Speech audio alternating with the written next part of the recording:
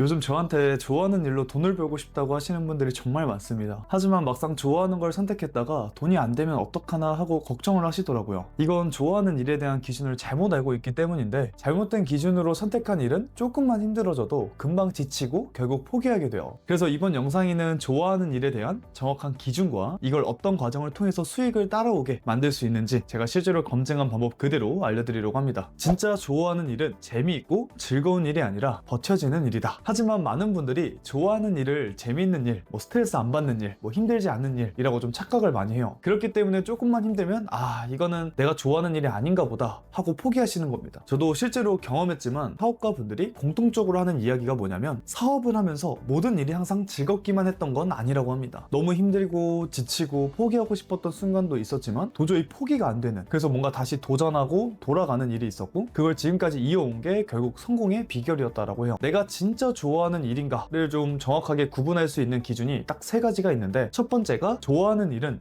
기분이 아니라 반복성으로 찾을 수 있다. 이게 무슨 말이냐면, 힘들어도 다시 손이 가는지를 보셔야 돼요. 예를 들어 콘텐츠 만드는 걸 좋아하는데 계속 하다 보면 지칠 때가 있죠. 근데 조금 쉬고 나면 또 다시 만들고 싶고, 그렇게 해서 우리가 계속 손이 가는가를 좀 찾아보셔야 됩니다. 그리고 계속 반복하면서 일의 퀄리티가 올라가는지를 이제 두 번째로 체크해 보셔야 되는데, 처음엔 서투르고 힘들었지만 계속 할수록 눈이 트이고 손에 익고 좀 더 잘하게 되는 일, 그거는 좀 재능이 있다는 뜻이거든요. 재능은 처음부터 잘하는 게 아닙니다. 다른 건 안 그러는데 뭔가 이 일을 하면 할수록 빠르게 성장한다 라고 하면 이 일에 재능이 있는 거예요. 그리고 마지막 기준은 누군가에게 자꾸 이야기하고 싶은가를 보셔야 되는데, 내가 좋아하는 일은 누가 이거에 대해서 자꾸 물어보잖아요. 그럼 신이 나가지고 더 이야기하려고 해야 돼요. 그리고 이야기하면서 힘든 게 아니라 오히려 기분이 좋아집니다. 그래서 하루에 막 16시간씩 막 해도 아무렇지 않아요. 만약 어떤 일에 대해서 내가 이걸 진짜 좋아하는 게 맞나 헷갈린다면 이 3가지 기준을 꼭 적용시켜 보세요. 반면에 내가 좋아하는 일이 분명하거나 혹은 찾았지만 이걸 수익으로 연결 못 시키는 분들이 대표적으로 가장 많이 하는 실수가 있어요. 좋아하는 걸 바로 수익으로 연결시키려고 하는 겁니다. 예를 들어서 내가 그림을 좋아한다고 그냥 그림을 팔면 사람들이 바로 살까요? 아니겠죠? 하지만 내가 그림에 대한 해석이나 기법, 스토리를 통해서 나처럼 그림을 좋아하는 사람들에게 가치를 주기 시작하면 내가 팔려고 안 해도 사람들이 언제 파냐? 먼저 물어보기 시작할 거예요. 그리고 사람들이 내가 좋아하는 것에 관심이 있을 거라는 착각도 좀 위험합니다. 사람들은 여러분들이 뭘 좋아하는지 관심이 없습니다. 하지만 그 좋아하는 일이 자신에게 어떤 변화를 주는가, 이게 확실하면 스스로 지갑을 열기 시작할 거예요. 그러면 좋아하는 걸 어떻게 수익으로 만들 수 있는지 제가 이걸 실제 적용 가능한 과정을 핵심만 딱 4단계로 정리해서 알려드릴게요. 1단계는 좋아하는 일을 기술 단위로 나눠주는 겁니다. 만약 그림 그리는 걸 좋아한다고 하면 이거를 첫 번째 구도 잡기, 그 다음 색감 선택 또는 디테일 처리, 완성도 높이기, 이런 식으로 기술을 분해하면 내가 고객에게 어떤 가치를 줄 수 있는지 보입니다. 그리고 2단계는 이 기술이 사람들에게 주는 변화를 찾는 겁니다. 어떤 변화냐? 첫 번째,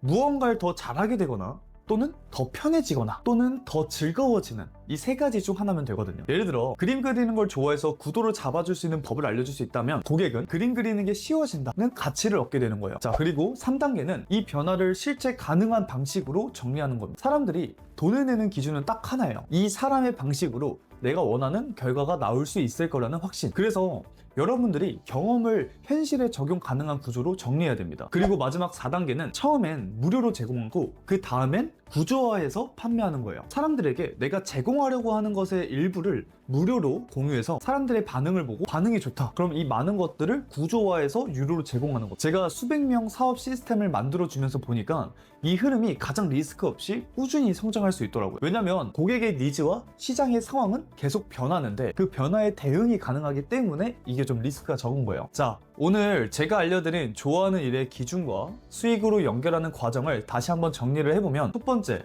반복해도 질리지 않아야 된다.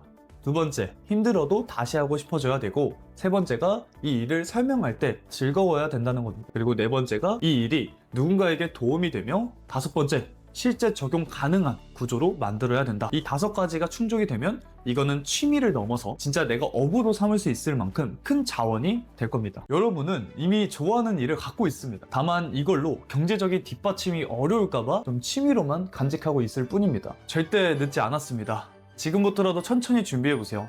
내가 진짜 좋아하는 일은 반드시 내가 원하는 삶에 데려다 줄 겁니다. 여러분의 삶이 조금 더 자유로워지고 좋아하는 일을 인생의 중심에 둘 수 있기를 저는 진심으로 응원합니다.